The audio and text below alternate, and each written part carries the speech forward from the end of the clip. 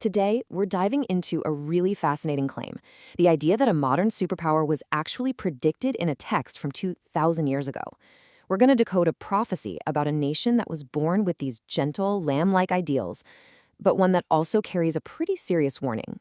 And this right here, this is our central mystery.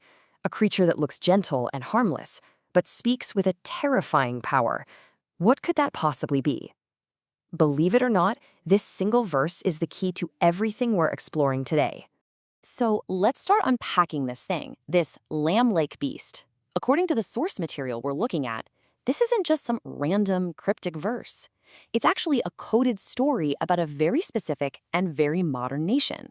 Okay, so let's get into it. To really understand where this interpretation is coming from, we've got to decode the symbols in this verse, one by one.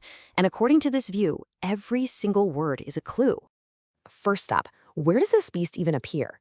Prophetic language often uses the sea to represent the crowded, established nations of the Old World, Europe and Asia.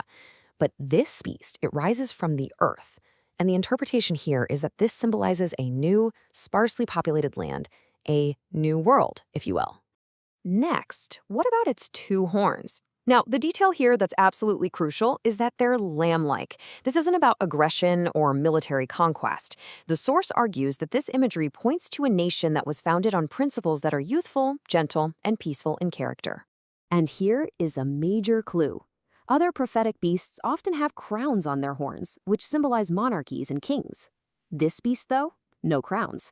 That detail points directly to a nation founded not on royal authority, but on a republican form of government. So let's start putting the pieces together. We're looking for a new power from a new part of the world with a republican government. Let's see how all these clues start to add up. So the source basically gives us a prophetic checklist. Any nation we're going to consider has to fit every single one of these criteria. And that includes a really specific detail, rising to power in the late 1700s. So you have to ask yourself, right, what is the only nation in history that emerged from a relatively new continent, established a republic without a king, was founded on two core liberties, and rose to prominence in the late 18th century?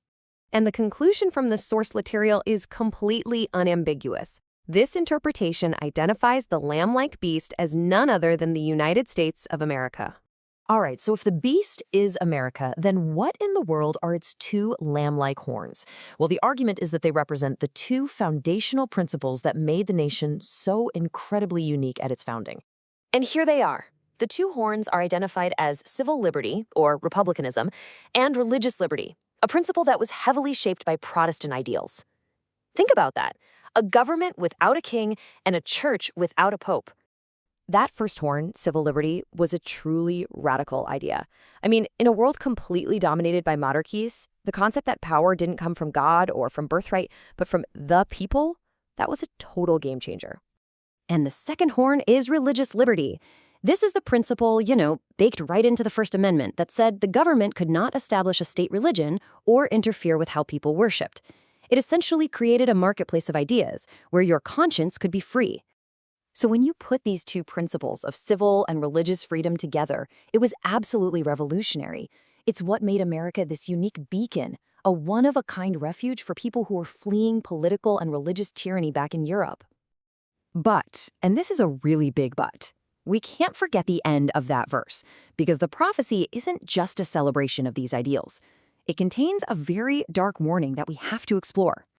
Now, the source is very clear that these principles were never applied perfectly. The glaring, horrific contradiction of slavery, for example, shows that there's always been a deep gap between the nation's lamb-like ideals and its often harsh reality.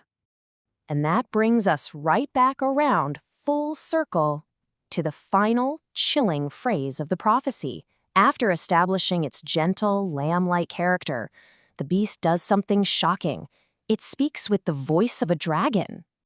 So how is this interpreted?